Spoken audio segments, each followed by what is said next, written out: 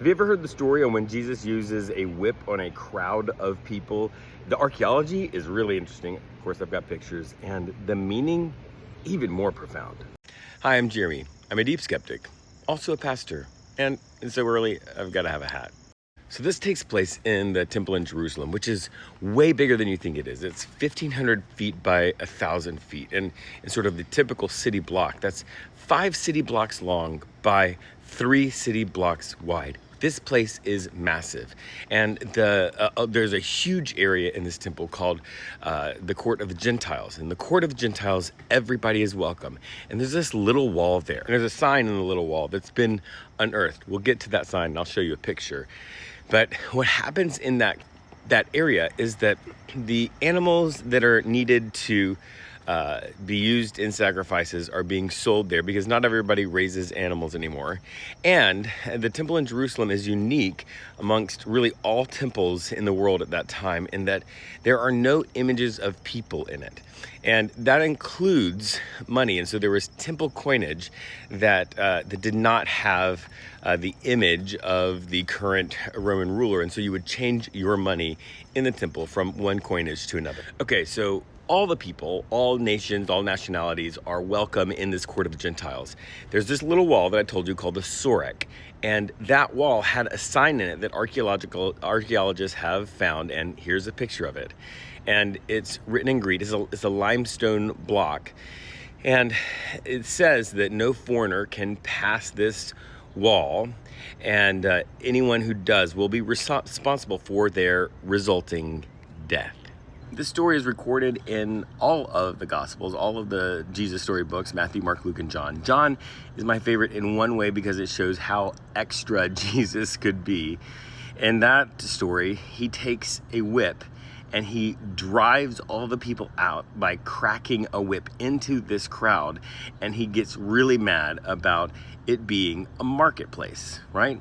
But Luke's version is even deeper. But in Luke, Jesus says this phrase, and it's actually piecing together 2 parts of Old Testament scriptures, Old Testament verses. He says, my house will be called a house of prayer, but you have made it a den of robbers. Now, you might think that is also just talking about a marketplace, but Jesus is doing something there called a remez.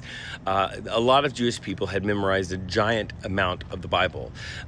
When you were growing up, especially in the really Orthodox area where Jesus grew up, you would memorize the first 5 books of the Bible in elementary school, and that's how you learned to read. So what rabbis would often do is they would say the beginning of a little piece of a verse, but imply the whole thing. So it would be like me saying a bird in the hand, and you would just know that I meant a bird in the hand is worth 2 in the bush. Jesus appears to be doing that here. He quotes 2 different verses, but just a little piece, and it appears that he is implying the whole piece. So the first part of a verse is from Isaiah 56:7, the part that says, my house will be called a house of prayer. If you read just the rest of that verse, the end of the verse says, my house will be called a house of prayer for all nations. All nations. This is important because he is at the part of the temple. He's in the part of the temple where all of the other nations are being separated from God in the temple. So then there is this end of the passage, you have made it a den of robbers. This is from Jeremiah 7:11. And Jeremiah is doing something really interesting in this passage. Jeremiah is saying that the people think that the rituals that they are practicing will stop them from being punished by God. And eventually he references this place he's talking about this place called Shiloh, which there was a temple there that was destroyed by God. So Jesus is sort of implying here that God will destroy the temple because of the sin that is happening there, and the sin that Jesus seems to be referencing is that they are keeping all of the other nations out of the presence of God.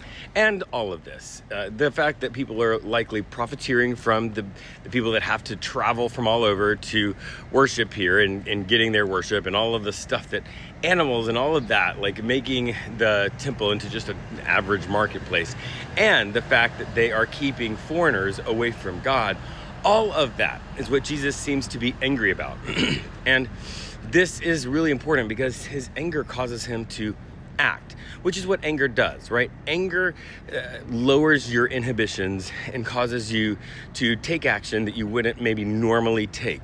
So Jesus gets angry, drives people out with a whip in John chapter 20, but just drives people out, in all of them, out of the temple. And it is a huge deal. You know, he turns over the table. This is where that phrase turning over the table comes from.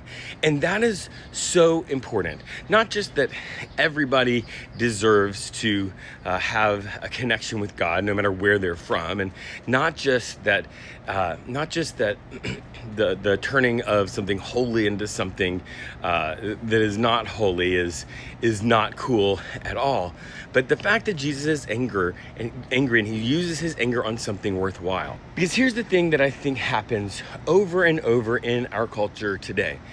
People get angry about stuff that doesn't matter, about what one celebrity says to another celebrity, right? Or just take any number of things that people get actually angry about. They make whole YouTube channels around like celebrity gossip and what celebrity is beefing with another, and it's just an enormous amount of stuff. And that is a waste of anger, because there are, honest to God, really horrible things happening, right? There are military hardware that are being deployed in the streets in the United States to take non-violent immigrants away from this place that they have called their home. There are people that are being starved to death because politicians are justifying a totally horrible war. Like, there are awful things happening that people should be angry about and taking action on, just like Jesus did, right? Driving people out of the temple. But we're gonna get angry about what one millionaire pop star said about another millionaire pop star. Yeah, no, that's a waste of anger. And so I guess what I'm trying to say is, don't waste your anger. Please get angry, but get angry about things that are actual, real problems in the world, and then use the anger. Do like Jesus did. Use the anger and take action.